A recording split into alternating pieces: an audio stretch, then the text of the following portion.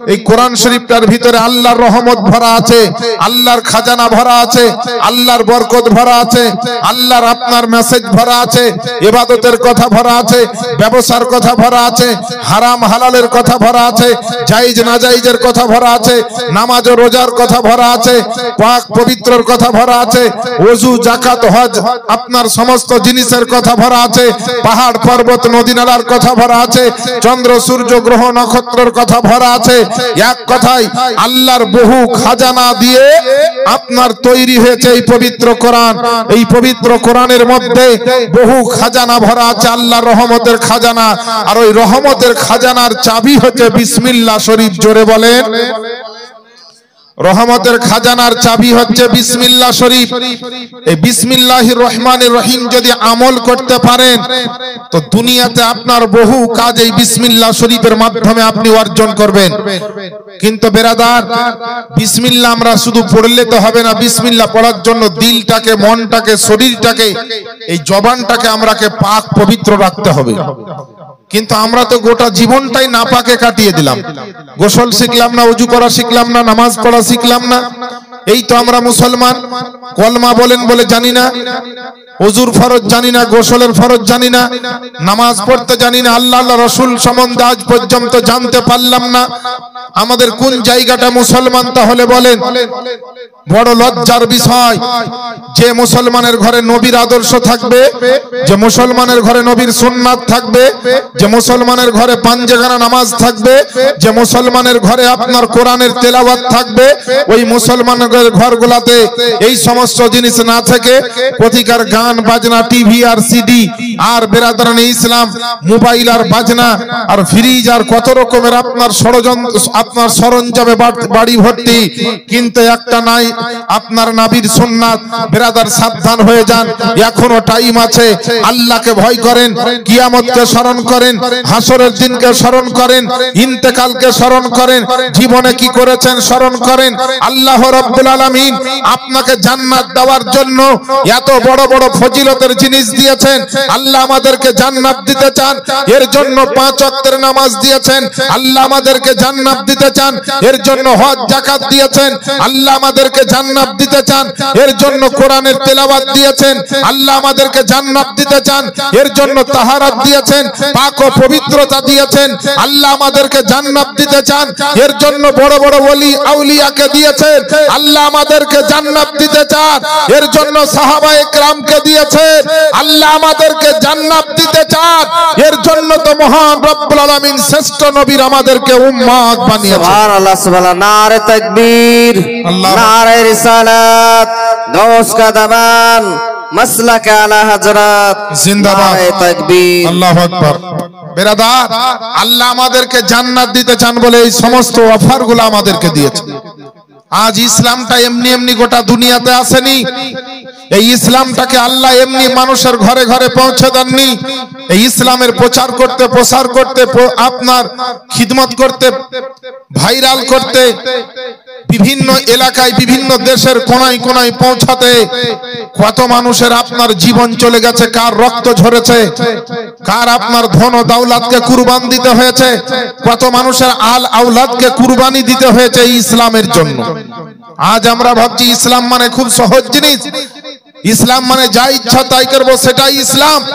জিনা মুসলমান, আল্লাহকে যদি খুশি করতে চান তাহলে আল্লাহ কি বলেছেন আপনাকে পবিত্র কোরআন অনুযায়ী ফলো করতে হবে। মহান রব্বুল আলামিন বলেন কোরআন শরীফের 1 নম্বর পারা, সূরাটির নাম সূরা আল বাকারা, আয়াত নাম্বার 43। রব্বে কায়নাত বলেন ওয়াকিমুস সালাতা ওয়া আতুজ যাকাত ওয়ারকাউ মা'আর রাকিঈন, এবং তোমরা নামাজ কায়েম রাখো, যাকাত প্রদান করো এবং রুকুকারীদের সঙ্গে রুকু করো। অর্থাৎ বেরাদার, আমাদেরকে নামাজ কায়েম রাখতে হবে, যাকাত দেওয়ার ব্যক্তি হলে যাকাত দিতে হবে, হজে যাওয়ার ব্যক্তি হলে হজ করতে হবে। মিথ্যা কথা মুসলমানের বলা যাবে না, হালাল রুজি খেতে হবে, সত্য কথা বলতে হবে, বাপ মার খিদমত করতে হবে, শ্বশুর শাশুড়ির খিদমত করতে হবে, ইলম শিক্ষা গ্রহণ করতে হবে, সব সময়তে পাক পবিত্র থাকতে হবে, নাজায়েজ হারাম মেনে আমাকে চলতে হবে, আর শরীয়তের আহকাম আরকানকে মানতে হবে। শরীয়তের তাহারা আপনাকে আমাকে মেনে চলতে হবে। যেমন একটা দেশে বাঁচতে গেলে আপনাকে সংবিধান মানতে হয়, ভোট দিতে গেলে ভোটের কার্ড দরকার হয়, রেশনের মাল আনতে গেলে রেশন কার্ডের দরকার হয়। তেমনি বাবা মুসলমান, যদি আপনি জান্নাতে যেতে চান নবীর মোহাব্বতের কার্ড তৈরি করতে হবে। যদি জান্নাতের মাল নিতে চান নবীর মোহাব্বতের কার্ড তৈরি করতে হবে। যদি এইগুলা কমপ্লিট হয়ে যায় আপনি দুনিয়াতে সঙ্গে সঙ্গে আপনার যেমন কামিয়াবি হবেন, কাল আখিরাতের বাজারও আপনি কামিয়াবি হবেন। জোরে বলেন সুবহানাল্লাহ। আমার বাপজিরা ভাইরা, বিসমিল্লাহ শরীফের আমলটা সকলে করবেন, সব সময় পড়বেন। 5 ওয়াক্তের নামাজ 24 ঘন্টার মধ্যে 5 ঘন্টার ইবাদত হলো 5 ওয়াক্তের নামাজ। বিসমিল্লাহ শরীফে 19টা অক্ষর আছে, তাহলে 24 ঘন্টার মধ্যে যদি 5 ওয়াক্তের নামাজ হয় তাহলে ক ঘন্টা গেল? 5 ঘন্টা। 24 এর মধ্যে 5 বাদ দিলে কত থাকে? 19। আল্লাহ রাব্বুল আলামিন বলেন যে আমার প্যারা নবী মুস্তাফার উম্মতকে আমি বিসমিল্লাহ শরীফটা এই কারণে আমলটা দিলাম যেন 24 ঘন্টায় 5 ওয়াক্তের নামাজে 5 ঘন্টার ইবাদত হয়ে যায়, আর বাকি 19 ঘন্টা যেন বিসমিল্লাহ শরীফের জিকির করলে ওই 19টা অক্ষরের বদৌলতে, 19টা অক্ষরের মারফতে যেন এই 19টা ঘন্টাও তাদের ইবাদতের মধ্যে গণ্য হয়ে যায়। এর জন্য আমি বিসমিল্লাহ শরীফে 19টা অক্ষর আমার আল্লাহ তাআলা দিয়েছেন। বলেন সুবহানাল্লাহ। বিসমিল্লাহ শরীফের কেমন পাওয়ার শুনবেন। মুসা আলাইহিস সালামের নাম শুনেছেন? এই মুসা আলাইহিস সালামের জামানায় একটা টেক্কা মার্কা কাফের ছিল, বিরাট বড় মুশরিক ছিল। সেই মুশরিক কাফেরের নাম হলো ফেরাউন। তো ফেরাউন আপনার নিজেই বিরাট বড় একটা বিল্ডিং তৈরি করেছিলেন, ইমারত তৈরি করেছিল। আর ইমারত তৈরি করার সময় মিস্ত্রিকে বলল যে এই আমার বিরাট বড় বিল্ডিং এর মেন গেটে বিসমিল্লাহির রহমানির রহিম লিখে দাও। লিখে দেওয়া হলো। তারপরে কিছুদিন কয়েক বছর পরে ফেরাউন নিজেই বলল যে আমি আল্লাহ বলে আর কেউ নাই, আমি নিজেই আল্লাহ, নিজেই খোদা। বলেন নাউজুবিল্লাহ। নিজেই খোদা দাবি করলো ফেরাউন।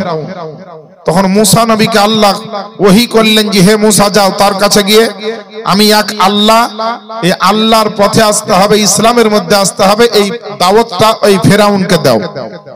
এ দেখেন বাবা, আল্লাহ পাকের নবী হযরত মুসা আলাইহিস সালাম ফেরাউনের কাছে আপনার যাওয়ার পরে ওই আপনার আল্লাহ পাকের ওয়াহদানিয়াতের প্রচার ও প্রসার করার উদ্দেশ্যে আল্লাহ পাকের ওহী মারফত তিনি আপনার জানার পরে আপনার ফেরাউনের দরবারে গেল। যাওয়ার পরে মুসা আলাইহিস সালাম বলছেন, ও ফেরাউন শোনো রে শোনো, খবরদার খবরদার, তুমি নিজেকে আল্লাহ বলে দাবি করিও না, তুমি নিজেকে আপনার খোদা বলে দাবি করিও না। তোমার যতই আপনার ক্ষমতা হোক আর যতই টাকা পয়সা জমি জায়গা ধন দৌলতের যতই মালিক হও না কেন, তুমি গোটা দুনিয়ার যতই বড় বাদশা হও না কেন, এক আল্লাহ আছে যে আল্লাহ পাকের হুকুমে প্রতিদিন সূর্য ওঠে এবং সূর্য আপনার আসতে যায়, প্রতিদিন আল্লাহর হুকুমে চন্দ্র আসে আবার চন্দ্র আসতে যায়, আর আল্লাহর হুকুমে দিন হয় রাত্রি হয়। তুমি যত বড়ই বাদশা হও, মিশরের জমিনে তোমার কথা চলতে পারে, তোমার দেশে তোমার কথা চলতে পারে, কিন্তু পাহাড় পর্বতে তোমার কথা শুনবে না, তারপরে জঙ্গলের পশুরা তোমার কথাবার্তা শুনবে না, হাওয়া বাতাসে তোমার কথাবার্তা শুনবে না, আকাশে তোমার কথাবার্তা আপনার চলবে না। আর আল্লাহ হচ্ছেন ওই আল্লাহ, আল্লাহ হচ্ছেন উনি জিনার হুকুমে দিন চলে আপনার রাত চলে, জিনার হুকুমে পাহাড় পর্বত তৈরি হয়ে যায়, যে আল্লাহর হুকুমে আপনার সারা কুল কায়নাত চলে, যে আল্লাহর হুকুম পাহাড় পর্বত চলে, আল্লাহর হুকুম জমিন ও আসমানে চলে, আল্লাহর হুকুম আপনার দিবালোকে এবং রাত্রিতে চলে। ওই আল্লাহ পাকের এক আল্লাহকে তুমি একবার আল্লাহ বলে মেনে নাও, আর তোমার ভিতরে যে ঘামান্ড আছে, অহংকার আছে, এইটা থেকে তুমি বেরিয়ে এসো, না হলে নিজের ঠিকানা তোমার জাহান্নামে হয়ে যাবে। মুসা আলাইহিস সালাম বারবার আপনার এইভাবে আপনার যেন এলান করে আর তাকে আপনার দাওয়াত দেয় ইসলামের জন্য, এক আল্লাহর পথে তাকে আপনার বারবার আহ্বান জানানো হয়। কিন্তু ফেরাউন বাদশা ছিল, ফেরাউনের আপনার জমি জায়গা টাকা পয়সা ধন দৌলতের অভাব ছিল না, তাই তো ফেরাউন আপনার করলো কি আপনার নিজের জায়গা থেকে সরে আসলো না, মুসা নবীর দাওয়াতটা কবুল করলো না। একবার একবার দুইবার করে কয়েকবার যখন দাওয়াত দেওয়া হলো, মুসা নবীকে আপনার গালিগালাজ করলো, মুসা নবীকে আপনার ধুমকে মারলো, মুসা নবীকে আপনার এমন এমন কথাবার্তা দিয়ে হুমকি মারলো, মুসা নবী আপনার বেরিয়ে চলে আসছে রাগান্বিত অবস্থায়। আল্লাহকে আওয়াজ দিয়ে বলে, ওগো রব্বুল আলামিন, তোমার ব্যাপারে আমার ব্যাপারে এমন ভাবে কথা বলে ফেরাউন, আমি আর সহ্য করতে পারছি না, আমি আর বরদাস্ত করতে পারি না গো রব্বুল আলামিন। তাই মুসা নবী আমি আপনার দরবারে আরজ করে ওই ফেরাউনের ঘর বাড়ি যা আছে সমস্ত কিছু ভেঙে আপনার চুরমার করে দাও, তার বড় বড় বিল্ডিং কে ভেঙে মাটিতে মিশিয়ে দাও। আল্লাহ আল্লাহ, আমার মহান রব্বুল আলামিন বলতেছেন, ও মুসা শুনো রে শোনো, আমি তার বিল্ডিং কে এতক্ষণ রাখতাম না, তার ঘর বাড়িকে আমি এতক্ষণ রাখতাম না, সমস্ত ভেঙে আমি চুরমার করে দিতাম, সমস্ত আমি আজকে হালাক করে দিতাম, ওই ফেরাউনকে নিস্তানাবুদ করে দিতাম, তার বড় বড় বিল্ডিং গুলো এতক্ষণ মাটিতে মিশিয়ে যেত। কিন্তু আল্লাহ পাক আমি তার বিল্ডিংটা ভাঙতে পারছি না, কারণ তার বিল্ডিং এর মেন গেটে বিসমিল্লাহ শরীফটা সে লিখে রেখেছে। একটু জোরে বলেন না সুবহানাল্লাহ। এ আমার বাপজিরা ভাইয়েরা, আমার মা বোনেরা একটু লক্ষ্য করবেন, গভীর মনোযোগে আমার বক্তব্যটা শোনার চেষ্টা করবেন। আল্লাহ আল্লাহ, ফেরাউন যদি একজন মুশরিক হওয়ার পরে, ফেরাউন যদি একটা কাফের হওয়ার পরে, ফেরাউন যদি আপনার নিজেকে খোদা দাবি করে, এত বড় জঘন্য পাপী লোক হওয়ার পরে বাড়ির গেটে যদি বিসমিল্লাহ শরীফ লেখার কারণে আল্লাহ পাক পর্যন্ত বলে তার বিল্ডিং ভাঙা যাচ্ছে না, কারণ তার বিল্ডিংটা আমি ভাঙছি না, আমার নাম লেখা আছে বলে, রহমানুর রহিম আল্লাহ বলে আপনার দেওয়ালে লেখা আছে বলে ভাঙছি না, তার বিল্ডিংটা এই কারণে আমি আল্লাহ হেফাজত করে রেখেছে।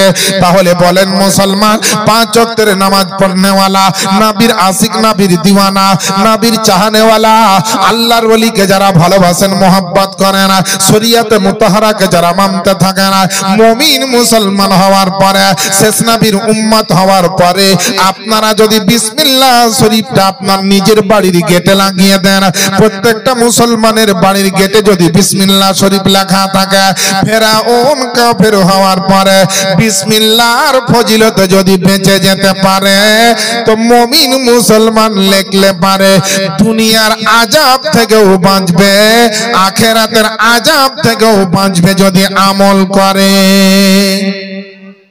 বলেন মুসলমান, আজ আমরা কোথায় আছি?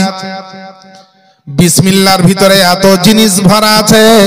আর একটা আপনার কথা মশলা শুনে নিন বিসমিল্লাহ শরীফ সম্পর্কে, তাহলে আপনাদের দিলে আপনার মোহাব্বত হবে বিসমিল্লাহর পথে। আল্লাহ আল্লাহ, আমার আপনার নবী মুস্তাফার একজন সাহাবী যার নাম হচ্ছে খালিদ রাদিয়াল্লাহু তাআলা আনহু, তিনি আপনার মিশরের জমিনে ইসলামের প্রচার করতে গিয়েছে।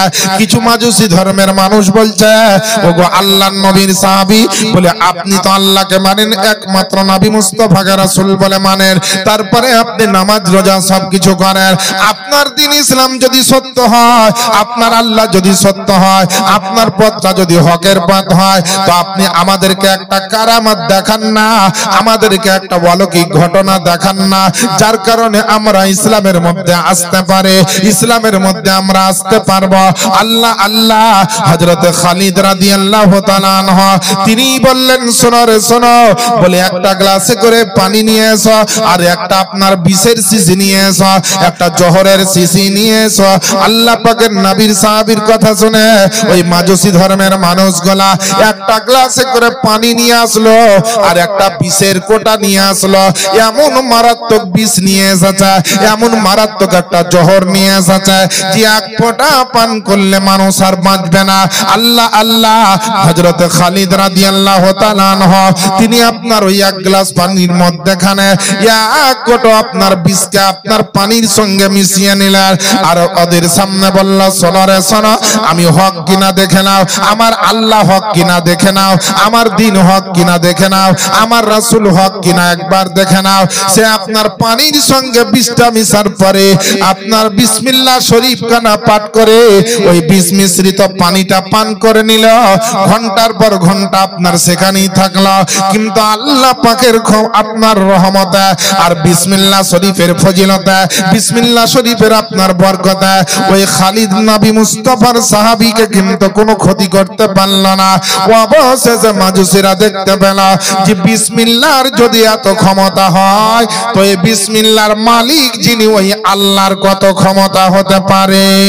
আল্লাহুম্মা সাল্লি আলা সাইয়্যিদিনা মাওলানা মুহাম্মদ ওয়া আলা আলি সাইয়্যিদিনা মাওলানা মুহাম্মদ সাল্লি আলা মুহাম্মাদিন সাল্লাল্লাহু আলা মুহাম্মদ হরদম জবান से निकालो पाक नामे मोहम्मद हरदम ज़बान से निकालो शफीआना मोहम्मद सल्लम। ओ मुसलमान আমার বাপজিরা ভাইরা আমার আম্মা জানেরা গো, আল্লাহ পাক আপনাকে আমাকে এমন এমন আমল দিয়েছে, একটা যদি আমল আপনি সঠিকভাবে করে নিতে পারেন পৃথিবীর জমিনে আপনি কামিয়াবি হয়ে যাবেন এবং আখিরাতে কবরে হাসরেও আপনারা কামিয়াবি হয়ে যাবেন। মুসলমান বাপজিরা ভাইরা আমার মা বোনেরা গো, আজ থেকে দিলের মধ্যে আপনার তামান্না মনোযোগ নিয়ে রাখেন যে আজ থেকে যে কোনো হালাল কাজ করব বিসমিল্লাহ শরীফ পড়ে কিন্তু করব। বাড়িতে ঢুকবেন তো বিসমিল্লাহ পড়বেন, হালাল কাজে আপনার বিসমিল্লাহ পড়বেন, আপনার যে কোনো খাবার খাওয়ার সময় পান করার সময় বিসমিল্লাহ পড়বেন, অসুখ বিসুখের সময়তে পানি পান করা ওষুধ পান করার সময়তে আপনার বিসমিল্লাহ পান পড়বেন। আপনার বিসমিল্লাহকে নিজের জীবনের মূল চাবিকাঠি বানিয়ে নিবেন। প্রত্যেকটা মুসলমান বাড়ির দরজাতে দরজায় বিসমিল্লাহ শরীফ লিখে নিবেন। যত রকমের বালা মুসিবত আছে আল্লাহ পাক বিসমিল্লাহর রহমতে ফজিলতে বরকতের কারণে আপনার বাড়িতে আর বালা মুসিবত যাবে না। একবার জোরে জোরে বলেন না ইনশাআল্লাহ। আজ আমরা সেই নবীর উম্মত যে নবীর জন্য সারা দুনিয়াকে আল্লাহ বানিয়েছেন। আমার নবী আসলেন মক্কাতে আর ইসলামের দাওয়াত পৌঁছালো গোটা বিশ্ব জগতের কোনায় কোনায়। আমার নবী আপনার নবী সারা বিশ্ব জগতের মধ্যে যেমন এক নাম্বার কিতাব হচ্ছে পবিত্র কোরআন শরীফ, যেমন সারা বিশ্ব জাহানের মধ্যে ওই কোরআনটা মানুষকে বুঝিয়ে দেওয়ার জন্য, আদব কায়দা শিখিয়ে দেওয়ার জন্য, বিভিন্ন রকমের শিক্ষার জন্য, যেমন স্কুলে বিভিন্ন সাবজেক্ট পড়া হয়, প্রত্যেকটা সাবজেক্টের একটা করে মাস্টার লাগে। ইংরেজির মাস্টার একরকম, হিন্দি আপনার মাস্টার লাগে আর একজন, যেগুলো আপনার বিভিন্ন রকম ভৌত বিজ্ঞান জীববিজ্ঞান প্রত্যেকটা আপনার সাবজেক্টের আলাদা আলাদা মাস্টার থাকে। কিন্তু আল্লাহ পাক আমার নবী আপনার নবীকে সারা জগতের জন্য মাস্টারের মাস্টার, ডাক্তারের ডাক্তার করে জগতে পাঠালেন। আল্লাহ পাক একদিক দিয়ে আপনার কোরআন দিলেন আর আমার নবীকে সারা বিশ্ব জগতের শিক্ষক বানিয়ে পাঠালেন। বলে নবী গো, আমি আল্লাহ পাক কোরআন দিলাম আর এই কোরআনটা সারা বিশ্বের মানুষকে আপনি পড়িয়ে দিন, এই কোরআনটা মানুষকে আপনার শিখিয়ে দিন। আল্লাহ আল্লাহ আমার নবী আপনার নবী সারা বিশ্ব জগতের মধ্যে এই কোরআনের শিক্ষা আমার নবী দিলেন, আদব কায়দার শিক্ষা আমার নবী দিলেন, মানবতার শিক্ষা আমার নবী দিলেন। পৃথিবীর জমিনে আপনার আখলাক চরিত্র উন্নত মানের শিক্ষা আমার নবী দিলেন, সমস্ত রকম পাক পবিত্রতার শিক্ষা আমার নবী দিলেন, অর্থনীতির শিক্ষা আমার নবী দিলেন, ঐতিহাসিকের শিক্ষা আমার নবী দিলেন। সারা বিশ্ব জগতের বুকে আপনার ভূমণ্ডল থেকে আরম্ভ করে আপনার আকাশমণ্ডল পর্যন্ত সারা জগতের বুকে যেখানে যে জিনিসটা আপনার মানুষকে শেখানো দরকার আছে, বেরাদার আজ দুনিয়ার বুকে বড় বড় বিজ্ঞান উঠেছে, আর উঠার পরে বলছে এমন উন্নত মানের শিক্ষা দিয়েছে যে আপনার এখনকার শিক্ষা হচ্ছে সবচাইতে উন্নত মানের শিক্ষা। বলছে আজ থেকে 50 বছর আগে এই ধরনের উন্নত মানের শিক্ষা ছিল না, আজ থেকে 100 বছর আগে এত উন্নত মানের শিক্ষা ছিল না। সকলে অবাক হয়ে বলছে, বলে মৌলানা সাহেব শুনে নেন এখন আপনার এত উন্নত মানের শিক্ষা। বলে কেমন উন্নত মানের শিক্ষা? বলে বড় বড় কম্পিউটার উঠেছে, বড় বড় বিজ্ঞান উঠেছে, বড় বড় দার্শনিক উঠেছে, বিভিন্ন রকমের আপনার রিসার্চ সেন্টার তৈরি হয়েছে, বিভিন্ন জায়গাতে গবেষণা কেন্দ্র তৈরি হয়েছে, আর এত গবেষণা হচ্ছে, এত রিসার্চ হচ্ছে যে আগে তো এক দেশ থেকে আরেক দেশ মানুষ যেতে পারত না, আর এখন আপনার দেশের মাটি থেকে মহা আকাশে চলে যাচ্ছে। তারপরে আপনার কত দেশের বিজ্ঞানীরা চাঁদে চলে যাচ্ছে। এ মুসলমান, চাঁদে যাওয়া নিয়ে তুমি আপনার ভয়ঙ্কর আপনার ভাবছ, চাঁদে যাওয়া নিয়ে তুমি আপনার বিরাট বড় আপনার চমকে উঠলে, তারপরে মহাকাশে যাওয়ার জন্য তুমি আপনার যে শিক্ষা দেওয়া হচ্ছে এই শিক্ষাটাকে নিয়ে তুমি বিরাট বড় চমকে উঠলে। কিন্তু আজ তো আপনাকে চাঁদে যাওয়ার শিক্ষা দিল, আজ তো আপনাকে মহাকাশে যাওয়ার শিক্ষা দিল, এক দেশ থেকে আরেক দেশে এরোপ্লেনে যাওয়ার শিক্ষা আপনাকে দেওয়া হলো। কিন্তু আজ থেকে 1400 বছর আগে আমার নবী যে শিক্ষাটা দিয়েছে ওই শিক্ষাটা মহা আকাশ তো মহাকাশ, আপনার কি বলা হয়েছে চাঁদে তো চাঁদে, আমার নবী শিক্ষা দিয়েছেন আল্লাহ পাকের জান্নাতে যাওয়ার শিক্ষা দিয়েছেন। জোরে বলেন না সুবহানাল্লাহ। মুখও ঠান্ডা লাগছে নাকি বাপজিরা ভাইরা? একটু মুখটা খুলবেন বাবা, মুখটা খুললে আল্লাহ ভালোবাসবে গো। সুবহানাল্লাহ। এমন গ্রামের লোক নাম রেখেছেন, যেই রেখেছিল খুব বুদ্ধিমান লোক।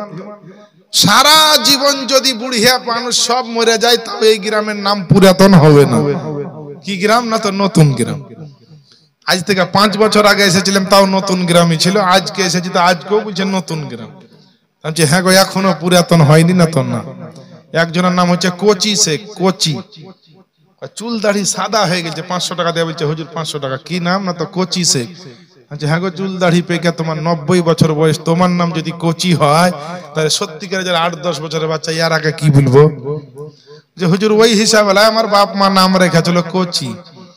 তো বেরাদার, আপনাদের গ্রামের নাম খুব সুন্দর, নতুন গ্রাম। আজ যে এসেছে সেও জানবে নতুন, আজ পরে 10 বছর পরে যে আসবে সেও বলবে নতুন, কোনোদিন পুরাতন হবেন না। বুঝতে পারলেন? তো বেরাদার, আপনারাও পুরাতন হয় না, একটু নবীর মহব্বতে কথা বলবেন, নবীর আখলাক চরিত্র আদর্শ নীতি মুসলমানের ভিতরে আনতে হবে। তাহলে মুসলমান শান্তি পাবে, মুসলমান জয়লাভ করবে, মুসলমানের উন্নতি হবে, মুসলমান ভালো থাকবে, শান্তি পাবে, মহব্বত পাবে, সব দিকে কামিয়াবি হবে মুসলমান। বেরাদার, আমার নবীর মতো, নবীর শিক্ষা, নবীর আদর্শ নীতি আখলাক চরিত্র এবং সুবহানাল্লাহি ওয়া বিহামদিহি নবীর সুন্নাত প্রত্যেকটা মুসলমানের ঘরে মায়েদেরকে, বোনদেরকে, আমার বাপজিদের ভাইদেরকে সবাইকে পালন করতে হবে। আমার বাপজিরা ভাইরা, আজকে যে জালসাটা হচ্ছে এই জালসা থেকে আমাদেরকে কিছু শিক্ষাও গ্রহণ করতে হবে, কিছু জ্ঞান অর্জন করতে হবে। আল্লাহ রাসূল বলেন তলাবুল ইলমি ফরিদাতুন আলা কুল্লি মুসলিমিন ওয়া মুসলিমা, প্রত্যেকটা মুসলমান নর নারীর জন্য ইলম শিক্ষা করা হচ্ছে ফরজ। এবার এই ফরজ শিক্ষা যদি আপনার ভিতরে, আমার ভিতরে না থাকে, আমাদের ছেলে মেয়ের ভিতরে না থাকে, আমার আপনার বেটা বেটির ভিতরে না থাকে, তো যেমন হাসরের ময়দানে নামাজের হিসাব হবে, রোজার হিসাব হবে, হজ যাকাতের হিসাব হবে, ধন দৌলতের হিসাব হবে, এই শিক্ষারও হিসাব হবে। যে ফরজ শিক্ষা কেন তুমি গ্রহণ করনি, তোমার ছেলে মেয়েকে কেন শিক্ষা গ্রহণ করাওনি, এর জবাব কিন্তু আমাদেরকে দিতে হবে। সঠিক শিক্ষা দিয়ে দেন, আপনিও ভালো থাকবেন, আপনার অদূর ভবিষ্যতের আপনার ছেলে মেয়ে তারাও ভালো থাকবে। বিরাদারিন ইসলাম, আমার নবী কার নাম দেখেন। আমরা আজকে একটা জায়গায় জালসা করি, মানুষকে মাইকে ডেকে ডেকে পাওয়া যায় না, আর নবী যখন সভাতে কিছু আলোচনা করতেন, সাহাবা একরাম বিবি বাচ্চার কথা ভুলে, নিজের পেটের কথা, পেটের খিদার কথা ভুলে গিয়ে আমার নবীর নুরানি চেহারাটা দেখতো, আর সংসার ত্যাগ করে নবীর দরবারে বসে ঘন্টার পর ঘন্টা, দিনের পরে দিন ইসলামের খাতিরে নবীর মহব্বতে কতজনা নিজের ধন দৌলতকে কুরবানি করেছেন, কতজনা নিজের জীবন পর্যন্ত ইসলামের জন্য কুরবানি করে দিয়েছেন। জোরে বলেন সুবহানাল্লাহ। নবীর দরবারে সাহাবা ইকরামেরা বসে থাকতেন আর দেখতেন কি করে, আর কেমন ভাবে তাকাতেন। নবী কি জিনিস 1-1.5 ঘন্টায় বলে আমার মতো বক্তা জীবনে শেষ করতে পারবে না। একটা আপনার নাতে রাসূলের মাধ্যম দিয়ে শুনেন যে নবী কার নাম। আমার শাইর বলছেন যে চেহারা নূরেতে ভরা, আদর্শ কোরআনের পারা। জোরে বলেন না সুবহানাল্লাহ। এই বাবু ভাই কোথায় গেলেন? মাইক ছেড়ে পালালে হবে না, এখানে আসেন। হ্যাঁ, সাহাড়ির বাবু ভাই খুব ভালো মাইক, স্পেশাল মাইক, ছেলেও খুব ভালো। বুঝতে পারলেন? না হলে ওর নাম থাকবে বাবু, আর যতই অভাব হোক ওর নাম থাকবে বাবু, নাকি বলছেন? যেমন আপনাদের নতুন পুরাতন হবেন না, তেমন আর যতই যাই হোক ও বাবুই থাকবে, কোনোদিন আপনার কাবু হবে না। হ্যাঁ, তো জোরে বলে দেন সুবহানাল্লাহ। সুবহানাল্লাহ। চেহারা নূরেতে ভরা, আদর্শ কোরআনের পারা, জান্নাতের চাবি যার হাতে,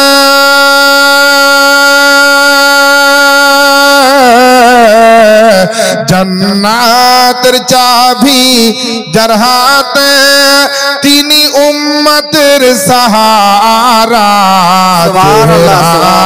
নূরেতে ভরা, আদর্শ কোরআনের পারা। জোরে বলেন না সুবহানাল্লাহ। সুবহানাল্লাহ সুবহানাল্লাহ। একটু জ্ঞান দিয়ে দেন, হালকা করে, একটু হালকা করে জ্ঞান দেন। খুব ভালো মাইক বাজছে, একটু আপনার জন্য দোয়া করে দেব, টেনশন নিয়েন না। একটু নবীর মহব্বতে বলেন সুবহানাল্লাহ। আর পাথর পাথর কদম চুমে, বৃক্ষ দেখিয়া ঝুমে, পাথর কদম চুমে, বৃক্ষ দেখিয়া ঝুমে, ঝাঁকে ঝাঁকে সালাম দেয়, ঝাঁকে ঝাঁকে সালাম দেয়, ঝাঁকে ঝাঁকে সালাম দেয়, জান্নাতের ফেরেশতারা। চেহারা নূরেতে ভরা, আদর্শ কোরআনের পারা, জান্নাতের চাবি যার হাতে, জান্নাতের চাবি যার হাতে, তিনি উম্মতের সাহারা। চেহারা নূরেতে ভরা, আদর্শ কোরআনের পারা। বেরাদার আমার আব্বা জানেরা, আম্মা জানেরা, আল্লাহ পাকের নবী আপনার আমার নবী মুস্তাফা জীবনে কখনো খাওয়া দাওয়া করেছেন, কখনো করেননি, কখনো খেয়ে কখনো আপনার না খেয়ে। আমার নবী হচ্ছেন একদিক থেকে বাশার, আর এক দিক থেকে হচ্ছেন আমার নবী নূর। তাই আমার নবী হচ্ছেন আপনার নূরি বাশার, সবসময় ইসলামের জন্য কাজ করে যায়। আমার নবীর যখন 40+ বয়স, আপনার দুনিয়াবি বয়স হলো, ইসলামের খিদমত যখন আপনার মক্কার জমিনে আপনার শুরু করলেন, পৃথিবীর জমিনে আমার নবী আপনার নবী ইসলামের প্রচার যখন করতে আরম্ভ করলেন, আমার নবী আপনার নবীকে কত রকমের বাধা দিয়েছে, আমার নবীকে কত রকমের আপনার কষ্ট দিয়েছে, কত রকম নবীকে আপনার গালি গালাজ করেছে, কে আপনার পাথর ছুঁড়ে মেরেছে, কে আপনার চাবুকের বাড়ি মেরেছে। তবু আমার নবী দিন ইসলামের প্রচার বন্ধ করেননি, আমার নবী আপনার ইসলামের খিদমত বন্ধ করেননি। সঙ্গে আপনার মুসলিমে কয়েকজন সাহাবাকে নিয়ে আমার নবী মক্কার বুকে আস্তে আস্তে গোপন ভাবে যখন ইসলামের প্রচার শুরু করলেন, আল্লাহ আল্লাহ, আমার নবী ইসলামের প্রচার করতে গিয়ে এমন আপনার আঘাত খেয়ে যায়, আমার নবীকে কেউ ইতিম গরিব আপনার যা ইচ্ছা তাই বলে গালিগালাজ করে যায়। ওই নবী আপনার আমার নবী মুস্তাফা আস্তে আস্তে করে যখন বাড়িতে আসলো, মা খাদিজাতুল কুবরার বাড়িতে যেমনই আপনার পদার্পণ করে যায়, আমার নবীর মনটা দেখে, মক্কা চেহারাখানা দেখে আপনার আমার খাদিজাতুল কুবরা রাদিয়াল্লাহু তাআলা আনহা তিনি জিজ্ঞেস করছেন, ইয়া রাসূলুল্লাহ, আপনার মন কেন এত খারাপ, আপনার কি হয়েছে গো নবী? আমার নবী রহমাতুল লিল আলামিন পয়গম্বর, আমার নবী কারো জন্য কোনো বদদোয়া করতেন না, আমার নবী কোনো সময় কারো জন্য অভিশাপ দিতেন না। ওই নবী আপনার আমার নবী মুস্তাফা আপনার খাদিজাতুল কুবরার সামনে আমার নবী চোখের পানি ঝরিয়ে কাঁদতে লাগলো আর বললেন, ওগো আমার খাদিজা, বলে আজকে মক্কার বুকে আপনার ইসলামের প্রচার করতে গিয়েছিলাম, এক আল্লাহ পাকের আপনার ওয়াহদানিয়াতের প্রচার করতে গিয়েছিলাম, আমি যে আল্লাহ পাকের নবী আল্লাহর রাসূল সেটা মানুষকে আস্তে আস্তে করে জানাতে গিয়েছিলাম। আজ মক্কার বুকে কোনো মানুষ তো কলমা পড়লো না, আমি নবী আমাকে তো মানলো না, আমাকে ইতিম গরিব ফকির বলে আপনার দূর দূর করে তাড়া মারে, কেউ আপনার পাথর ছুঁড়ে মারে। আহারে আপনার আমার নবী মুস্তাফা এত দুঃখ এত বেদনার কথা খাদিজার সামনে বলে আর ঝরঝর করে কেঁদে বেড়া। আপনার কেঁদে কেঁদে আপনার খাদিজার সামনে আমার নবী মুস্তাফা বলে, খাদিজাতুল কুবরা বলে, ইয়া রাসূলুল্লাহ, ইয়া হাবিবাল্লাহ, নবী গো, মক্কার লোক আপনাকে নবী বলে যদি না মানে, মদিনার মানুষ যদি আপনাকে নবী বলে না মানে, আজকে দুনিয়ার কোন মানুষ যদি আপনাকে নবী বলে না মানে, আমি আপনার খাদিজা আপনাকে নবী বলে মেনে নিয়েছে, হযরত আলী আপনাকে নবী বলে মেনে নিয়েছে, আবু বকর আপনাকে নবী বলে মেনে নিয়েছে।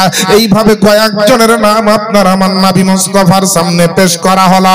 আমার নবীকে সান্ত্বনা দেওয়া হয়। আল্লাহ আল্লাহ, আমার নবী ইসলামের প্রচার এইভাবে চালাতে চালাতে একদিকে আপনার আমার নবীর ইসলামের প্রচার চলে, আর হাজার হাজার কাফের তারা ইসলামকে মিটানোর জন্য আমার নবীকে বারবার কষ্ট দিতে থাকে। আমার নবী যে রাস্তা দিয়ে হাঁটে, ওই রাস্তাতে আপনার কেউ কাঁটা বিছিয়ে রাখে, কেউ আপনার নবীকে আপনার বিপদে ফেলার জন্য গর্ত খনন করে রাখে। আমার নবীর আপনার সম্পর্কে চাচা হয়, যার নাম হচ্ছে আপনার আবু জাহেল, আপনার উতবা সাইবা এবং আবু লাহাব। আমার নবী আপনার নবীকে বিভিন্ন রকম ভাবে কষ্ট দেওয়ার ব্যবস্থা করে, নবীকে অপমান অপদস্থ করার চেষ্টা করে, কিন্তু আমার নবী হচ্ছেন রহমতের নবী। আমার নবীকে এত গালিগালাজ করে, আমার নবীকে এত আপনার কত রকম কষ্ট দেওয়ার ব্যবস্থা করা, তবু আমার নবী কিন্তু আপনার একটুকু তাদের জন্য বদদোয়া করেন না। আল্লাহ পাকের নবী হচ্ছেন রহমতের নবী, দয়ার নবী। এইভাবে প্রচার করতে করতে আবু জাহেল এসে আমার নবীকে প্রশ্ন করে, আবু লাহাব এসে আপনার নবীকে প্রশ্ন করে, নবীকে অপমান অপদস্থ করার আপনার বহু রকমের চেষ্টা চালায়, কিন্তু আল্লাহ পাকের নবী আপনার আমার নবীর জন্য আল্লাহ পাক বলেন আনা ওয়ালিহু আনা নাসিরহু আনা হাফিজু। আল্লাহ পাক বলেন আমি হচ্ছি আমার নবীর জন্য মাওলা, আমি হচ্ছি আমার নবীর হেফাজতকারী, আমি হচ্ছি আমার নবীকে সর্বপ্রকারের সাহায্যকারী। যে নবী মুস্তাফার মাওলা হন আল্লাহ, যে নবীর সাহায্যকারী হন আল্লাহ, যে নবী মুস্তাফার আপনার সর্ব সহযোগিতার মালিক হচ্ছেন আল্লাহ, ওই নবীকে আপনার আবু জাহেল তো আবু জাহেল, আপনার উতবা সাইবা আবু লাহাব তো দূরের কথা, সারা পৃথিবীর কাফের যদি আমার নবীর পিছনে লেগে যায়, আল্লাহর কসম করে বলে যে আল্লাহ সাহায্যকারী হয়ে যায়, যার জন্য আল্লাহ মাওলা হয়ে যায়, আল্লাহ যার উপরে আপনার সহায় হয়ে যায়, আল্লাহ যাকে আপনার হেদায়েত দিয়ে দেয়, আল্লাহ যাকে আপনার সুবহানাল্লাহ সুপারিশ করে দেয়, আল্লাহ যাকে সুবহানাল্লাহ এখন আপনার আপনার ক্ষমতা দিয়ে দেয়, আল্লাহ পাক যার উপরে আপনার দয়াবান হয়ে যায়, পৃথিবীর এমন কোন শক্তি নাই, পৃথিবীর এমন কোন পাওয়ার নাই তাকে পরাস্ত করা যেতে পারে। হ্যাঁ হ্যাঁ মুসলমান, আমার নবীকে পরাস্ত করা সম্ভব হয়নি। মক্কার সমস্ত কাফের ছিল আপনার একদিকে, আমার নবী মুসলিমে কয়েকজন সাহাবী নিয়েছিলেন আপনার একদিকে, তবু ইসলামের প্রচার বন্ধ করতে পারেনি। আপনার নবী মুস্তাফার নামাজকে বন্ধ করতে পারেনি, আবু বকরের প্রচার বন্ধ হয়নি, হযরত আলীর প্রচার কিন্তু আপনার বন্ধ হয়নি। এমন বিশ্বাস ছিল ইসলামের উপরে, তারা জানতো, তারা বুঝতো যে এই ইসলাম হচ্ছে সঠিক দিন, কারণ আল্লাহ পাক পবিত্র কোরআন শরীফের মধ্যে ঘোষণা দিয়েছে ইন্নাদ-দীনা ইনদাল্লাহিল ইসলাম, নিশ্চয় আমার কাছে মনোনীত দিন হচ্ছে পবিত্র ইসলাম। ইসলামের মতো পাক পবিত্র ধর্ম আর দুনিয়াতে কিছু থাকতে পারে না। ইসলাম হচ্ছে সর্বশ্রেষ্ঠ ধর্ম, আল্লাহর কাছে মনোনীত এবং নির্বাচিত। ইসলামের মধ্যে আধুনিকতা আছে, ইসলামের মধ্যে আপনার স্বাধীনতা আছে, ইসলামের ভিতরে মানবিকতা আছে, ইসলামের ভিতরে পাক পবিত্রতা আছে, ইসলামের ভিতরে অর্থনীতির কথা আছে, ইসলামের ভিতরে ব্যবসা বাণিজ্যর কথা আছে, ইসলামের ভিতরে আপনার হারাম হালালের কথা আছে, ইসলামের ভিতরে মানুষ হয়ে মানুষের কথা আছে, ইসলামের ভিতরে আপনার ন্যায্য বিচারের কথা আছে, ইসলামের ভিতরে আপনার মানুষ হয়ে মানুষকে হেল্প করার কথা আছে, ইসলামের ভিতরে আপনার মা বাপের সেবা আছে, ইসলামের ভিতরে বড়দের আদব ছোটদের স্নেহ আছে, ইসলামের ভিতরে আপনার সব রকমের শিক্ষা আছে, ইসলামের ভিতরে হিংসা নাই, ইসলামের ভিতরে খারাপি নাই, ইসলামের ভিতরে নাপাকির জায়গা নাই, ইসলামের ভিতরে দ্বন্দ্ব ভন্দ নাই, ইসলামের ভিতরে কোনো আপনার নোংরামো কোনো জিনিসের জায়গা নাই। আল্লাহ পাক পবিত্র ইসলামটাকে এমন পাক পবিত্র করেছে, তবু আমার নবী এইটাকে প্রচার করেছে কেন? আজ মুসলমান তোমরা আমরা সবাই নিজেকে মুসলমান বলে, কিন্তু আমাদের ভিতরে নবীর আদর্শ নাই, আমাদের ভিতরে পাক পবিত্রতা নাই, আমাদের ভিতরে যেইগুলা থাকার দরকার সেইগুলা দেখা যায় না। তাহলে একবার বুকে হাত দিয়ে চিন্তা করবেন মুসলমান, যে আমরা কি সেই সঠিক মুসলমান হতে পেরেছি না পারেনি? এ মুসলমান বাপজিরা ভাইরা, এই সামান্য 2 দিনকার পৃথিবীর জমিনে আসার পরে আল্লাহ আল্লাহ রসুলকে ভুলে গিয়ে, আজকে নামাজ রোজাকে আপনার ভুলে গিয়ে, আমার নবীর কষ্টের কথা ভুলে গিয়ে, আমার নবী মুস্তাফা দুনিয়াতে এসেছেন তো আমাদের জন্য কেঁদেছেন, যতদিন দুনিয়াতে ছিলেন জাহিরি জীবনে আমাদের জন্য কেঁদেছেন, এবং মুসলমান মেরাজের রাত্রি থেকে আরম্ভ করে কবরে যাওয়া পর্যন্ত আমার নবী কাঁদছে। কাল হাসরের ময়দানও আমার নবী কাঁদবে। ওই নবীর মোহাব্বতে একবার বলেন না সুবহানাল্লাহ। আর একটু ভোল্টেজ বাড়িয়ে বলেন না সুবহানাল্লাহ। আচ্ছা একটু আস্তে করে বলেন তো সুবহানাল্লাহ। ও মানে ভলিউমে বাবা কিছু নাই, মানে আস্তে হয়ে যা জোরে হতা, বুঝতে পারলেন? এই আস্তে আস্তে বলাতে কথা একটা মনে পড়ে গেল। দেখেন মানুষের মাত্রাতেই ভুল হয়, সে সাধারণ লোকেরও ভুল হয়, মৌলভী সাহেবদেরও ভুল হয়। তা আমার এলাকায় বয়স্ক একজন বাবা ইমাম সাহেব আছে, তো বেচারিকে জোহরের পরে পরে একটা বাড়িতে বিহার ফাতেহা করতে ডেকেছে। এবার জোরে জোরে কুলাউ জুরাব্বিল ফালাক জুরাব্বিন নাস যে সব সূরাগুলো পড়তে হয় সব পড়ে এসেছে। আর অমনি কিন্তু আসরের টাইম হয়েছে, দেখলো ডাকতে চলে গেছে, হুজুর তাড়াতাড়ি চলেন নামাজ পড়াতে। আসরের নামাজে গিয়ে একবারে ফাতেহা করা টানোয়ার মনে ছিল, একবারে আল্লাহু আকবার বলে দাঁড়িয়ে একদম সানা পড়ি শুরু করেছে, আলহামদুলিল্লাহি রাব্বিল আলামিন আর রহমানির রহিম, মানে জোরে জোরে কেরাত শুরু করে দিয়েছে। আসরে কেরাত আসতে না জোরে আস্তে, সিররি কেরাত মানে চুপচাপ গোপনে পড়তে হবে। ই কিন্তু বয়স্ক মানুষ টানে টানে আর ভুল হয়ে গেছে, জোরে জোরে পড়তে লেগেছে। আর আজকালকার মুসল্লি আর কটাই বা কি জানে, খালি ধরেন মসজিদের মুসল্লির খাতায় নামটা তোলাইছে যে আপনার হাতির 5 পা দেখে লিয়েছে অনেকে। রাগ করিয়েন না কেহ মুসল্লি থাকলে, মানে আমি সারা জগতের মুসল্লির কথা বলছি, আপনাদের নতুন গ্রামের নতুন মুসল্লির কথা বলছি, বুঝলেন? তখন এবার মুসল্লিরা আর কতটাই বা কি জানে। এই জোরে যখন সূরা ফাতিহা শুরু করে দিয়েছে, লোকমা তো মারতে হবে পিছন থেকে মুসল্লিরাকে। তো লোকমা মারবে কি করে?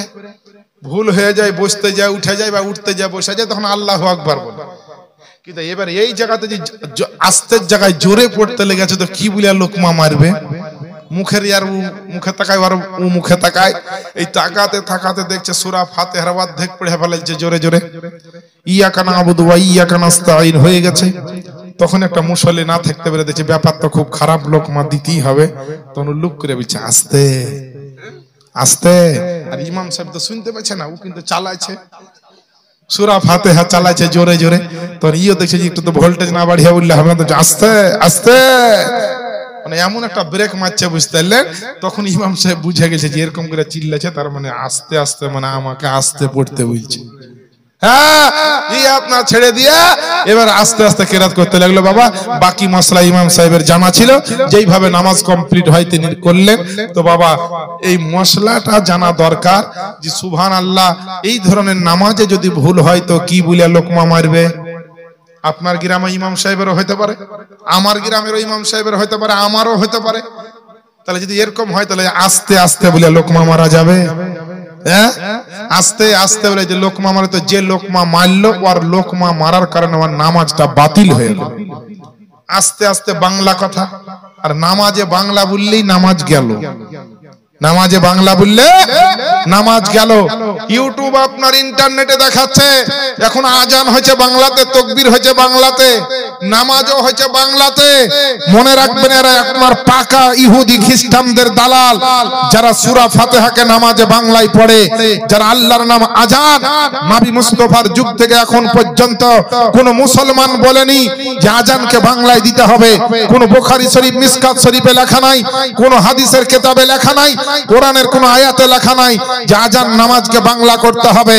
যারা হাদিস ও কোরআনের উপরে কলম চালিয়েছে এরা ইহুদি খ্রিস্টানদের দালাল হয়েছে বলে ইসলামের মধ্যে বিভ্রান্তি লাগাবার জন্য করছে। এদেরকে মুসলমান বলে কোন রকম আপনার মানা যাবে না, এরা মুসলমান হতে পারে না যারা বিকৃতি ঘটায় ইসলামের জন্য। একবার জোরে চিৎকার দিয়ে বলেন সুবহানাল্লাহ। আমার বাপজিরা ভাইরা, আমার নবী কত কষ্ট করে ইসলামের প্রচার করেছে।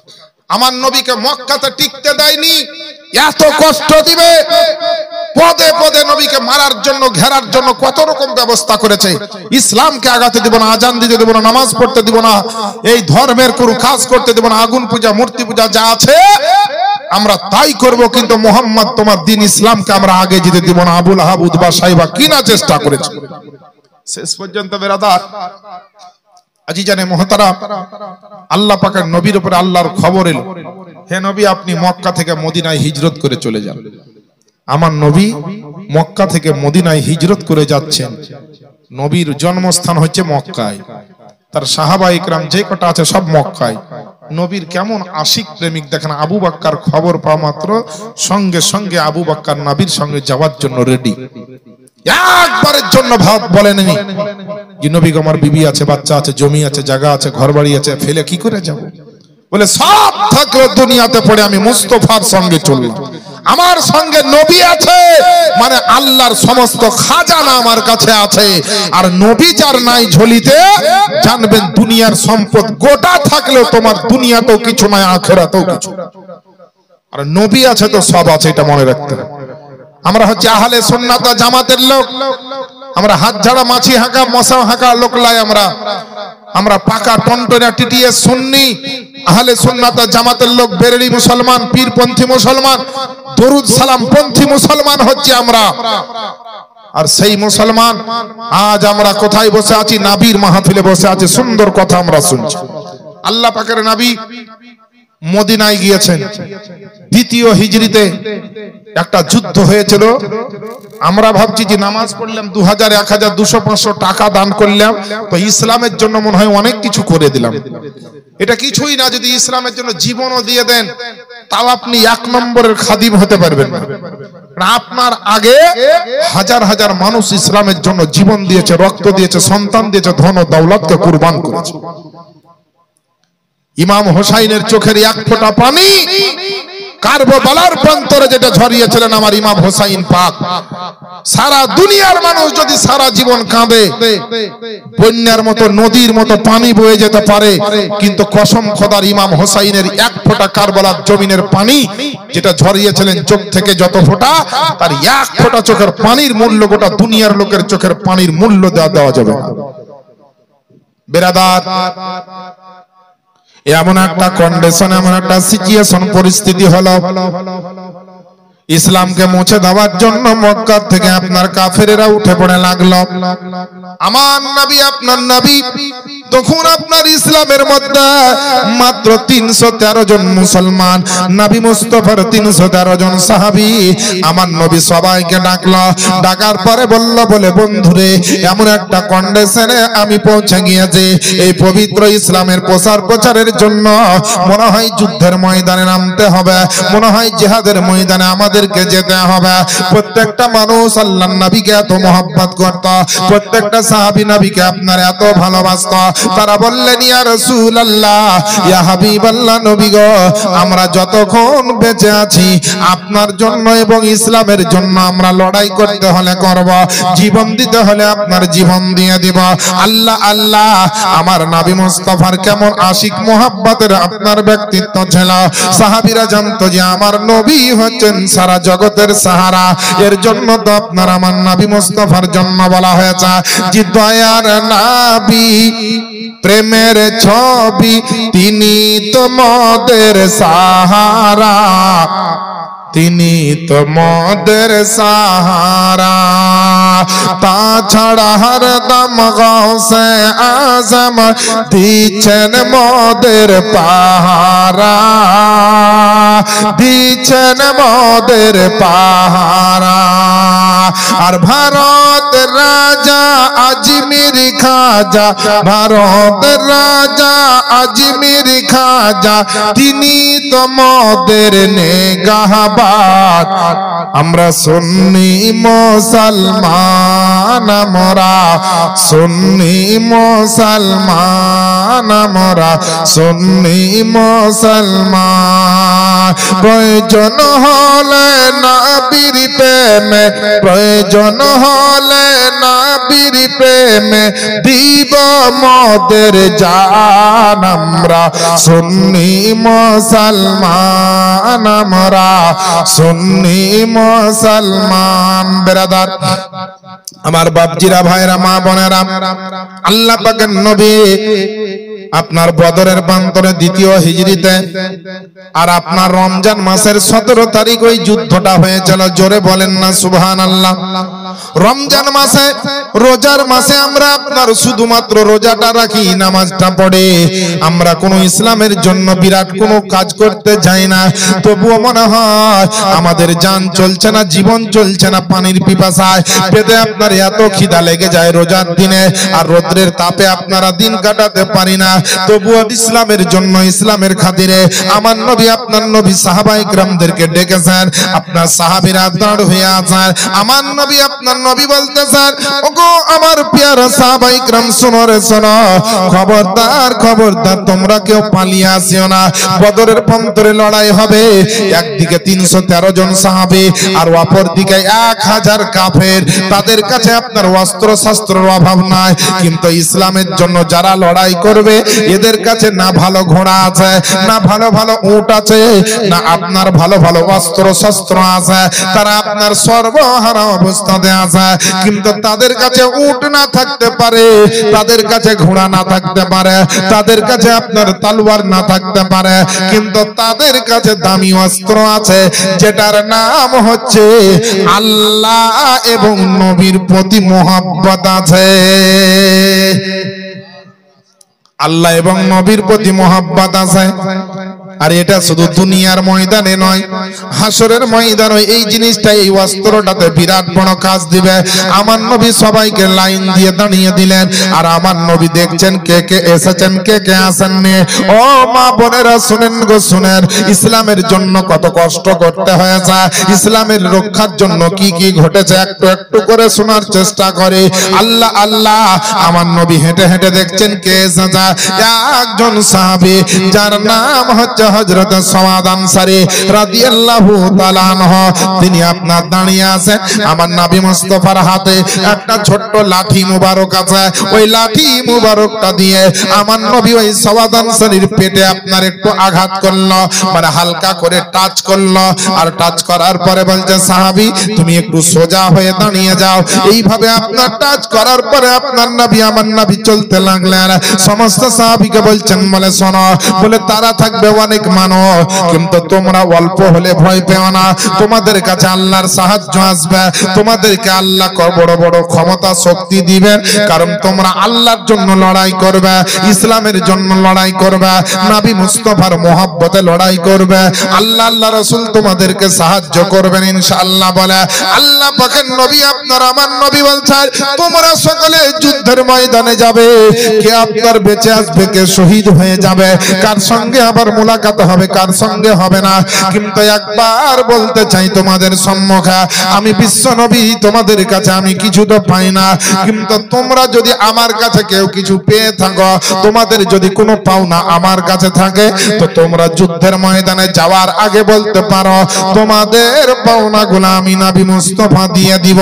যেমন এই কথাটা আপনার আমার নবী বলেছেন, প্রত্যেকটা সাহাবী মাথা নিচু করে বলছেন, ইয়া রাসূলুল্লাহ আপনার কাছে আমরা কি পাওনা পেতে পারে, আপনি আমাদের জীবনে যা দিয়েছেন, আপনার পদতলে যদি কুরবান হয়ে যায়, আপনার পদতলে যদি মালধনকে কুরবানি করে দেয়, সারা জিন্দেগি কাটিয়ে দিলেও আপনার ঋণ খানা আমরা শোধ করতে পারবো না, আর তারপরে আপনার কাছে আমাদের কি পাওনা থাকতে পারে গো নবী? আল্লাহ পাকের নবী আপনার আমার নবী বলছে, কারো কিছু পাওনা থাকলে বলতে পারো, আমি নবী মুস্তাফা তোমাদেরকে দিয়ে দিব। এই কথা যখন নবী আপনার আমার নবী দ্বিতীয়বার বলেছে, সঙ্গে সঙ্গে ওই সাওয়াদ আনসারী নামক সাহাবী আপনার আওয়াজ দিয়ে বলছেন, ইয়া রাসূলুল্লাহ, ইয়া হাবিবাল্লাহ নবী গো, আমার একটা ছোট্ট পাওনা আছে, আমাকে যদি যুদ্ধে ময়দানে যাওয়ার আগে আপনি পাওনা খানা দিতেন তো আমি নিয়ে নিতাম। আল্লাহ আল্লাহ, সব সাহাবী ওই সাওয়াদের দিকে আপনার তাকাতে লাগলো। আবু বকরের পাওনা নবীর কাছে নাই, উমরের পাওনা নবীর কাছে নাই, উসমান গনির পাওনা নবীর কাছে নাই, আপনার কোন সাহাবীর পাওনা নবী মুস্তাফার কাছে নাই, কিন্তু এই সাহাবীর পাওনা আবার কি থাকতে পারে? সাওয়াদ আনসারীকে জিজ্ঞেস করা হলো, ওগো আমার সাহাবী তুমি কি পাওনা আমার কাছে পাও একবার বলো। ওগো আল্লাহ পাকের নবীজি, একটু আগে আপনি আমার পেটে আপনার হাতের লাঠি মোবারকটা দিয়ে একটু টাচ করে যান, আমার পেটে আপনি মৃদু আঘাত করে যান, আমি ওই যুদ্ধের ময়দানে যাওয়ার আগে আমি আপনার ওই হাতের লাঠি লাঠিখানা নিয়ে আমি আপনার পেটে একটু টাচ করে নিতে চাই, আপনাকে ওইভাবে আমি মেরে নিতে চাই যেইভাবে আপনি আমার পেটের মধ্যে মেরেছেন। আল্লাহ আল্লাহ, আবু বকর ওসমান বড় বড় কদরের সাহাবায়ে কেরামেরা বলল, সওয়াদ আনসারী, তোমার জীবনে কি একটু ভয় হয় না? তুমি নবীর গায়ে লাঠিটা কেমন করে ঠেকাবে? আল্লাহ আল্লাহ, আমার নবী হচ্ছেন গায়েবের সংবাদদাতা নবে। আওয়াজ দিয়ে বলছেন, সাহাবী তোমরা থেমে যাও, দাঁড়িয়ে যাও, একটু কোনো কথা বলবে না। আমার নবী, আপনার নবী বললেন, সওয়াদ আনসারীকে, ও সওয়াদ আনসারী চলে এসো, এবার তোমার সামনে তোমার লাঠি দেওয়া হচ্ছে, তুমি যেইভাবে পাওনাটা পাবে আমি নবী আমার কাছে, ওইভাবে তোমার পাওনাটা তুমি মিটিয়ে নাও। সওয়াদ আনসারী আস্তে আস্তে করে এগিয়ে আসলো, নবীর হাত থেকে আপনার লাঠি মুবারকটা নিল। সমস্ত সাহাবীরা আপনার তাকিয়ে দেখা, নবীকে আপনার কদমে আমরা চুমা করে, যেই নবী মুস্তাফাকে আপনার এত মহব্বত করি ভালোবাসে, ওই নবীর গায়ে কেমন করে একজন সাহাবী হয়ে আপনার লাঠি ঠেকাবে, লাঠি দিয়ে আপনার আস্তে হলেও আঘাত করবে। সমস্ত সাহাবী আপনার যেন মনের ভিতরে বিরাট বড় টেনশন, চিন্তা লেগে গিয়েছে।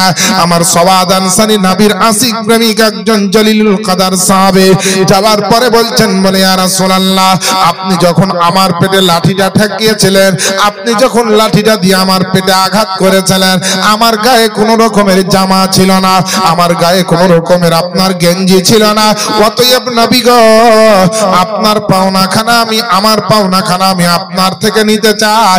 যেমন ভাবে আপনি মেরেছেন আমিও মারব, তবে আপনার গা মুবারক থেকে, আপনার শরীর মুবারক থেকে ওই পাঞ্জাবি গেঞ্জি মুবারকটা একটু উঠাতে হবে কিংবা খুলে নিতে হবে।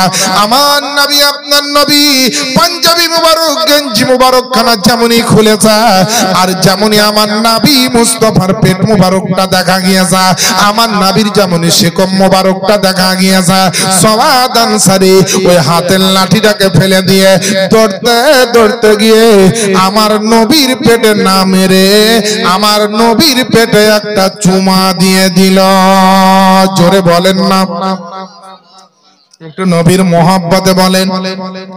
নবী মুস্তাফার পবিত্র পেট মোবারক একটা চুমা দিয়ে দিল। আল্লাহর নবী, বিশ্ব নবী পয়গম্বর আযম বলছেন, সাহাবা তোমরা সওয়াদ আনসারীকে অনেক কিছু ভাবছিলে, তোমরা অনেক কিছু আপনার মনোবাঞ্ছনা তৈরি করছিলে, কিন্তু এর ভিতরে কি রাজ আছে তোমরা জানতে না।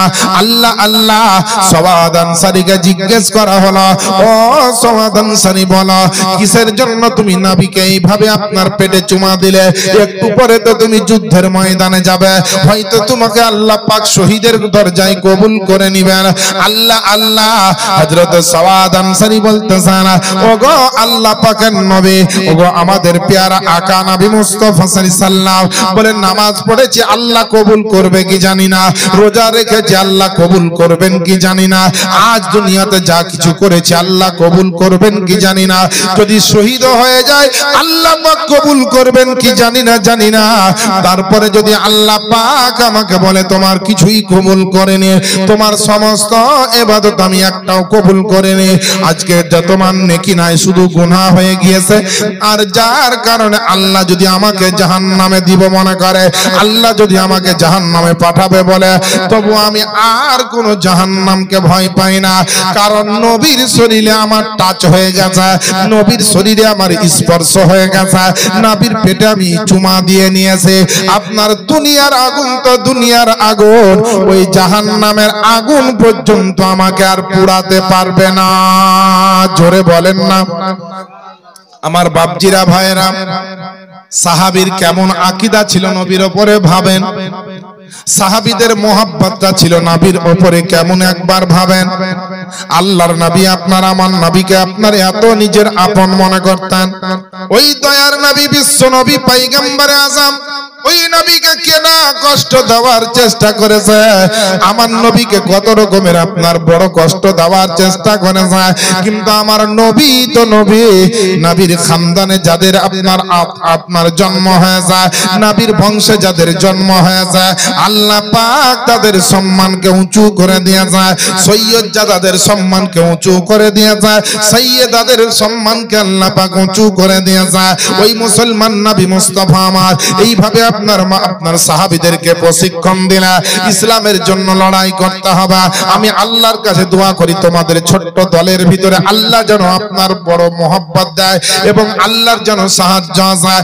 আল্লাহ আল্লাহ আমার নবী আপনার নবী মুস্তাফা এইভাবে সাহাবায়ে কিরামকে আপনার কথাবার্তা বলার পরে তারপরে দিন আপনার বিকাল বেলাতে আমার নবী ওই বদরের প্রান্তরে গিয়েছে, যেই প্রান্তরে ইসলামের জন্য লড়াই হবে, যেই প্রান্তরে আপনার সুবহানাল্লাহ কাফের মুশরিকদের সঙ্গে মুসলমানদের জিহাদ হবে। ওই ময়দানে যাওয়ার পরে আমার নবী আপনার নবী ওই বদরের প্রান্তরে ওই লাঠি দিয়ে ছড়ি দিয়ে দাগ টেনে টেনে বলছেন এখানে দেখবে গত আগামী কালকে আবু জাহেলের লাশ পড়ে থাকবে। এই জায়গাতে আরেকটা দাগ কেটে বলেন আমার নবী এই জায়গাতে দেখবে উমাইয়া বিন খালফ বড় কাফেরের লাশটা পড়ে থাকবে। কে কখন মরবে কোন জায়গাতে এটারও চিহ্নিত আমার নবী করে দিয়েছেন। ওই নবীর মোহাব্বতে বলেন না সুবহানাল্লাহ। এ বেরাদার, যুদ্ধের আগে দিন আমার নবী যুদ্ধের ময়দানে রেখা কেটে দিচ্ছেন, আঁক কেটে দিচ্ছেন লাঠি দিয়ে ছড়ি দিয়ে, আর বলছেন এখানে আবু জাহেলের লাশ পড়বে, এখানে উমাইয়া বিন খালফের লাশ পড়বে, এখানে অমুক কাফেরের লাশ পড়ে থাকবে। আমার নবী আগেই বলে দিচ্ছে। সাহাবীরা দেখছে এই খবর কিন্তু আবু জাহেলের কানে পৌঁছে গেছে। আবু জাহেল একবার যত কড়া নিরাপত্তা সৈন্য সম্মত নিয়ে তারপরের দিন যুদ্ধের ময়দানে যাচ্ছে। হযরত মুহাম্মদ আমার ভাতিজা যা বলে তাই হয় রে, যদি আমাকে মেরেই দেয় তো আমার কড়া পাহারা দে, লাগবে 5টা তো লিয়েছে ধরেন 100টা। আবু জাহেল কি যোগাছে যেন ওকে কেউ ছুঁতে না পারে। আর আল্লাহ দেখেন যারা বেঈমান হয়, মুনাফিক হয়, ঈমান হারা হয়, আল্লাহ রাসূলের দুশমন হয়ে যায়, আল্লাহ তাদেরকে সম্মানজনক মৃত্যুটাও দেয় না। আখিরাতে তো যা হবে হবে, দুনিয়াতে আল্লাহ এমন এমন মানুষের উপরে নারাজ হয়ে যান যে তার মৃত্যুটাও ভালো হয় না। তো আবু জাহেলের মৃত্যুটা হয়েছিল লজ্জাজনক মৃত্যু, উমাইয়া বিন খালফের মৃত্যু হয়েছিল লজ্জাজনক মৃত্যু। বেরাদার,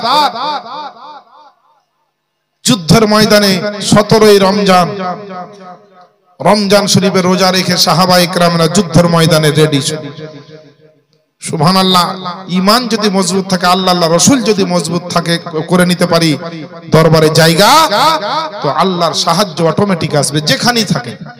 ঈমান যদি ঠিক থাকে আল্লাহর রহমত, আল্লাহর সাহায্য আপনার আসবে। আর ঈমান আকীদা যদি ঠিক না থাকে, মজবুত না থাকে, তো যেখানেই যান আপনি আল্লাহর রহমত পাবেন না।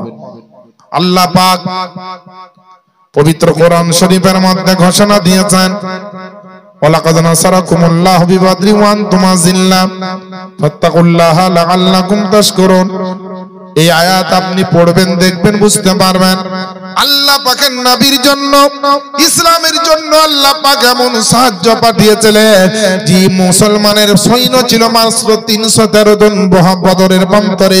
আল্লাহ পাক আপনারা বলছেন আমি সাহায্য করেছিলাম, আল্লাহ পাকের সাহায্য আপনার আল্লাহ পাঠিয়েছিলেন বদরের প্রান্তরে। হাজার হাজার ফেরেশতা আল্লাহ পাক মুসলমানের জন্য বদরের প্রান্তরে পাঠিয়েছেন, ইসলামকে টিকিয়ে রাখার জন্য, নবীর সম্মানকে বাঁচিয়ে রাখার জন্য, আল্লাহ রাসূলের প্রচার ও প্রচারের জন্য। বদরের প্রান্তরে লড়াই আরম্ভ হলো, আর দুইটা ছোট্ট ছোট্ট বাচ্চা, একটা আপনার 8 বছর 10 বছরের, আর একটা 10 বছর থেকে 12 বছর বয়স হবে। দুইটা আপনার দুই মায়ের সন্তান, একজনের নাম মুআজ, একজনের নাম মুআউজ, এই ধরনের দুইটা নাম। তারা দুইজনা ছোট্ট ছোট্ট দুটো তলোয়ার নিয়ে বদরের প্রান্তরে আপনার পৌঁছালো। আর পৌঁছার পরে যুদ্ধ মুসলমানের যখন চলছিল, মুসলমানের যে যুদ্ধের সেনাপতি ছিলেন হযরত আব্দুর রহমান বিন আউফ রাদিয়াল্লাহু তাআলা আনহুমা, এই আপনার নবীর সাহাবীকে বললেন, ওগো কমান্ডার সাহাবী, ওগো আমাদের চাচা, আপনি একবার দেখিয়ে দেন এই ময়দানে আবু জাহেল কোন লোকটার নাম। ওই বাচ্চা দুইটাকে আপনার আব্দুর রহমান বিন আউফ বলছে, ওরে বাবা শুন রে শোন, ওই কাফেরের নেতার নাম আবু জাহেল। সমস্ত আপনার যুদ্ধ যুদ্ধের ময়দানে কাফেরদের যিনি মেন মালিক তিনি হচ্ছেন আবু জাহেল। ওই আবু জাহেলের নাম নিয়ে তোরা কি করবে? বলে শুনলাম ওই বাচ্চা দুটো বলছে, বলে ওগো চাচা শুনলাম ওই আবু জাহেল নাকি আমার নবীকে গালি দেয়, আমার নবীকে নাকি কষ্ট দেয়, আমার নবীকে নাকি দুঃখ দেয়, তাই বাড়ি থেকে আমরা বেরিয়ে এসেছি যতক্ষণ পর্যন্ত আবু জাহেলকে না মারব ততক্ষণ পর্যন্ত আপনার বাড়ি যাব না। হযরত আপনার আব্দুর রহমান বিন আউফ রাদিয়াল্লাহু তাআলা আনহু আপনার দেখে আপনার বাচ্চা ছেলে দুটোকে দেখে আপনার বিরক্ত মনোভাব করলেন, তারপরেও দেখিয়ে দিলেন ওই দেখো ওইখানে দাঁড়িয়ে আছে ঘোড়ার উপরে চেপে, তার সামনে যাওয়া মুশকিল আছে, কারণ তাকে শত শত কাফেরের সৈন্যরা ঘিরে দাঁড়িয়ে আছে, কারণ সে হচ্ছে আপনার কাফেরদের লিডার, সে হচ্ছে কাফেরদের সর্দার। বলে ওর কাছে যাওয়া তো দূরের কথা, মারা তো দূরের কথা, তার কাছে পৌঁছানো সম্ভব নয়। আল্লাহ পাকের নবীর আশিক দিওয়ানা ওই দুইটা ছোট্ট ছোট্ট বাচ্চা মুআজ আর মাউজ, এই ধরনের যে দুই বাচ্চার নাম, এরা আপনার দুইজনে আপনার দৌড়তে দৌড়তে গিয়ে আবু জাহেলের কাছে আপনার হাজির। বাচ্চা ছেলে কেউ দেখতে পেয়েছে, কেউ পায়নি। আর যাওয়ার পরে আপনার বড় ভাই আপনার এমন করে একটা তলোয়ারের আঘাত করলো যে হযরতে আপনার সুবহানাল্লাহ আব্দুর রহমান বিন আউফ দেখছে যে আপনার আবু জাহেলকে হাতে পাই না, ঘোড়ার উপরে ছিল বলে আপনার তার ঘোড়ার উপরে একটা আঘাত করলো, আর আবু জাহেল যেমনই জমিনে পড়ে গেছে দুইজনাতে বাঘের মতো আপনার হংকার দিয়ে বাঘের মতো ঝাঁপিয়ে পড়ে আক্রমণ করে দিল। আবু জাহেলকে এমন তলোয়ারের আঘাত করলো ওই বাচ্চা ছেলে দুটো, সেখানে আবু জাহেলের লাশটা যেন ধড়পড় ধড়পড় করতে লাগলো, মরবো মরবো হয়েছে। আর কিন্তু আবু জাহেল বাঁচবে না, কাফেরের নেতা কিন্তু আর বাঁচবে না। তবুও কেমন বড় মক্কার বদমাইশ দেখেন, তবুও বলছে তার সৈন্যদেরকে যে আমি জানতাম আমি আজকে বাঁচবো না, কারণ আমার ভাতিজা আমাকে ডেট দিয়ে দিয়েছে আজকে আমি মরবো, কিন্তু একটা কথা আমি তার মিথ্যা বানাতে পারলাম না, আমি ওই আমার ভাতিজাকে মিথ্যা প্রমাণ করতে পারলাম না। মুহাম্মাদের কথা প্রত্যেকটা সত্য হয়ে যায়, আমি আবু জাহেল যতই বিরোধিতা করি তাকে অপমান করতে পারলাম না। তবে আজকে যেখানে আমার লাশটা পড়ে আছে রে, ওই জায়গাটাতে আমার লাশ পড়েছে নাকি দেখো, যেখানে আমার ভাতিজা আপনার লকড়ি দিয়ে আপনার দাগ দিয়েছিল, ছড়ি দিয়ে আপনার রেখা কেটে দিয়েছিল, ওখানে আমার লাশটা পড়ে আছে নাকি দেখো। তার সৈন্যরা বলল হুজুর আপনার লাশখানা তো ওখানেই পড়ে আছে, বলে আমার লাশখানাকে মরার আগে একটু টেনে টেনে ওই রেখার বাইরে করে দাও, অন্তত সারা জীবন তো মুহাম্মদকে মিথ্যা প্রমাণিত করতে পারেনি, মরার সময় তো একটু মিথ্যা প্রমাণ করতে চায়। আল্লাহ আল্লাহ যেমনই টান দিতে যাবে, যেমনই হাত পা ধরে আপনার টান দিবে, আবু জাহেলের লাশ যেন ওখান থেকে উঠছে না।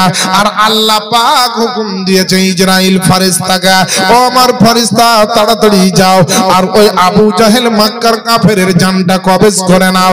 যেমন হুকুম পাওয়া মুহূর্তের মধ্যে এসে ওই রেখার মধ্যে ধড়পড় ধড়পড় করছিল আবু জাহেল, আর ইসরাইল এসে খপ করে তার জানটা বের করে নিল, আর আবু জাহেলও মারা গেল।